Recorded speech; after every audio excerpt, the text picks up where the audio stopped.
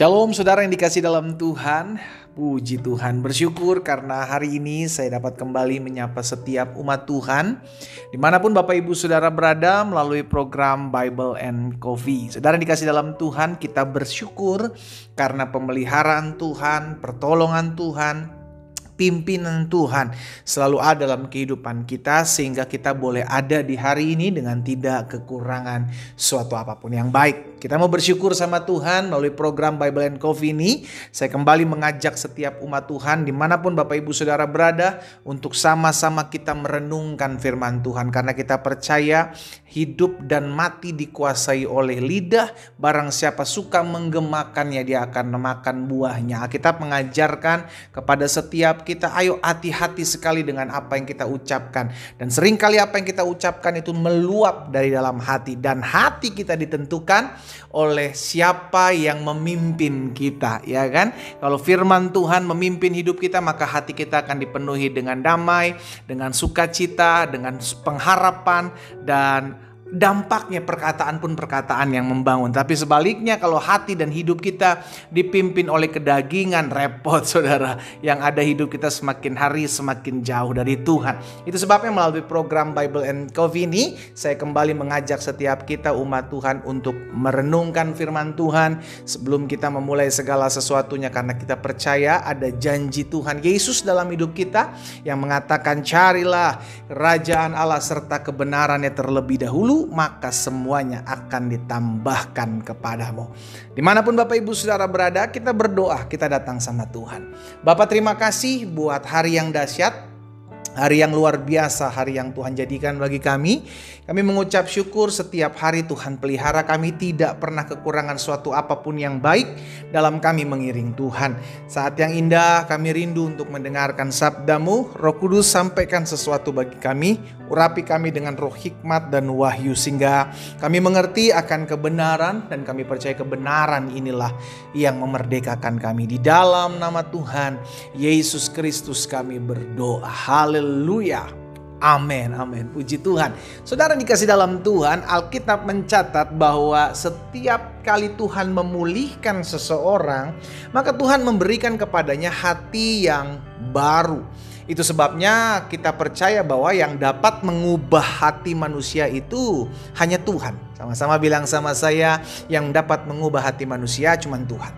Amin. Itu sebabnya kita sebagai seorang suami, sebagai seorang istri, sebagai orang tua maupun anak yang berharap mungkin orang tua kita berubah di jamaah Tuhan, berharap istri kita, suami kita, ipar kita, menantu kita, mertua kita berubah, kita bisa bawanya dalam doa saudara. Karena kita percaya hanya Tuhan yang sanggup mengubahkan hati seseorang.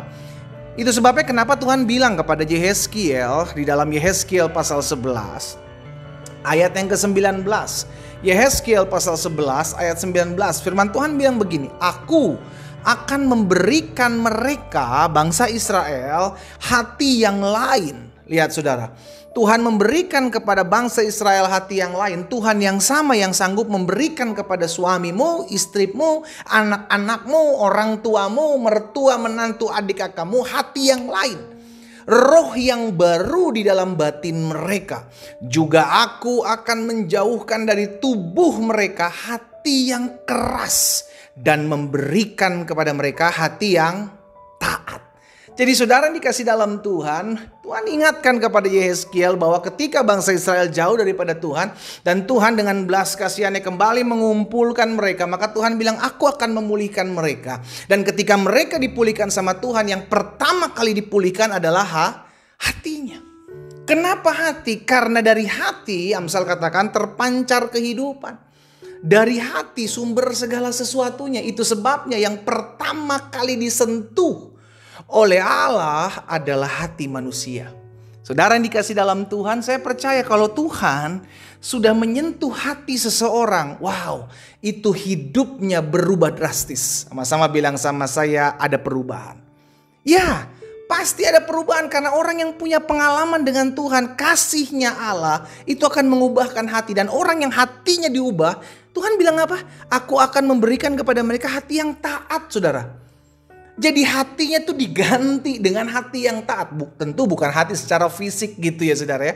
Tapi hati secara roh. Roh yang takut akan Tuhan. Aku akan memberikan kepada mereka roh yang baru. Hati yang lain. Di dalam batin mereka untuk mengasihi Tuhan. Untuk mencintai Tuhan. Makanya orang yang udah disentuh, dijamah hatinya sama Tuhan. Saudara akan lihat berubah. Pasti berubah gitu. Bahkan orang yang mengalami perjumpaan dengan Tuhan pun akan bingung-bingung. Ketika Tuhan memulihkan keadaan Sion, iya kan? Tuhan memulihkan keadaan Sion. Seperti orang yang bermimpi, kok bisa ya saya jadi ikut Tuhan seperti ini? Kok bisa ya saya yang dulu pemadat, pemabuk, suka kasar sama istri, suka kasar sama anak, kok bisa sekarang saya mengalami perubahan? Orang yang sudah hatinya dijamah sama Tuhan, itu pun akan terkagum-kagum dengan karya Tuhan dalam hidup. Saya percaya ada banyak dari kita yang mendengarkan program ini saat ini pun merasakan hal yang sama. Iya lu pendeta, dulu saya hidup gak seperti ini. Tapi bersyukur ketika Tuhan jamah hati saya, Tuhan pulihkan hidup saya, maka saya berubah drastis. Saya percaya karena itu yang dialami oleh seorang yang bernama Saulus. Ketika dia mengalami perjumpaan dengan Yesus, Tuhan jamah hatinya.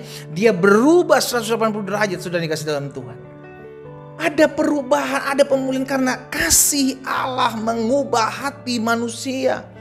Seorang kepala pemungut cukai yang biasa hidupnya merugikan orang ketemu berjumpa dengan Yesus, yaitu Zakeus. Dia mengalami perjumpaan dengan Tuhan. Dia bilang jika aku merugikan orang, aku akan kembalikan 4 kali lipat.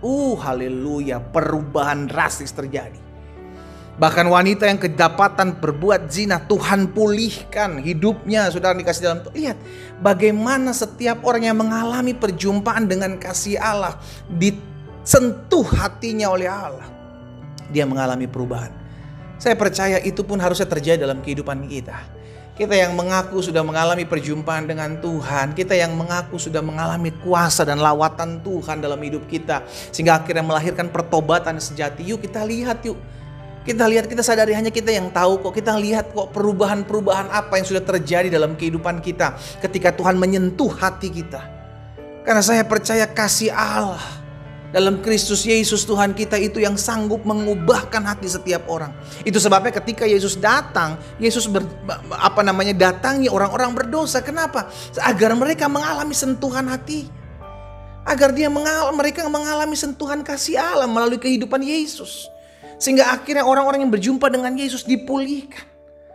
Saudara dikasih dalam Tuhan, kita gak bisa memaksa orang berubah, saudara. Ya, kita nggak bisa memaksa suami kita, istri kita, anak-anak, mertua, menantu, orang tua, adik atau kakak kita berubah. Nggak bisa. Siapa kita? Kita hanya bisa jadi contoh. Kita hanya bisa jadi teladan.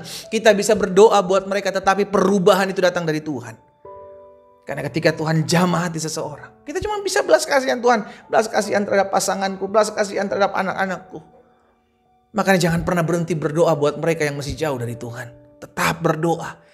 Kita memohon belas kasihan Tuhan karena ketika Tuhan menyentuh hati seseorang, wow, kuasanya akan membuat seseorang berubah, saudara. Karena hati yang taat diberikan kepada mereka dan hati yang keras dijauhkan daripada mereka. Ya saudara, kita berdoa sama-sama, kita rindu agar orang-orang yang mungkin kita lihat, kita dengar masih jauh dari Tuhan. Bahkan kita lihat ada orang-orang yang membenci kekristenan. Kita gak usah lawan, kita doakan. Kita percaya kalau Saulus bisa diubahkan Tuhan menjadi Paulus, menjadi orang yang dipakai Tuhan Yesus radikal. Maka orang-orang seperti itu pun akan terjadi di zaman akhir ini. Amin. Kita terus doakan sehingga ada terobosan dalam kehidupan mereka, mengalami perjumpaan dengan Tuhan. Tidak ada yang bisa mengelak ketika dia dijamah dan disentuh oleh Tuhan, hatinya diubahkan. Kita berdoa, kita datang sama Tuhan. Bapa, terima kasih karena hari yang dahsyat, hari yang luar biasa kami datang kepada Tuhan. Terima kasih Tuhan Yesus. Kami mendengarkan firman-Mu, kami yang sudah mengalami perjumpaan dengan Tuhan. Biarlah kami tetap terus berpegang, kami tetap terus hidup kepada Tuhan, kami tetap terus melihat ada perubahan-perubahan yang dahsyat terjadi dalam kehidupan kami, yang membuat kami semakin hari semakin mengasihi, mencintai Tuhan Yesus, dan berdampak kepada mengasihi sesama kami manusia. Kami juga berdoa bersatu hati. Mungkin ada orang-orang yang hari-hari ini umat-Mu sedang doakan, mungkin mereka suami, istri, anak-anak, orang tua, mertua, menantu, atau bahkan adik atau kakak, bahkan tetangga, teman-teman mereka, yang hari ini mereka doakan di dalam nama Yesus.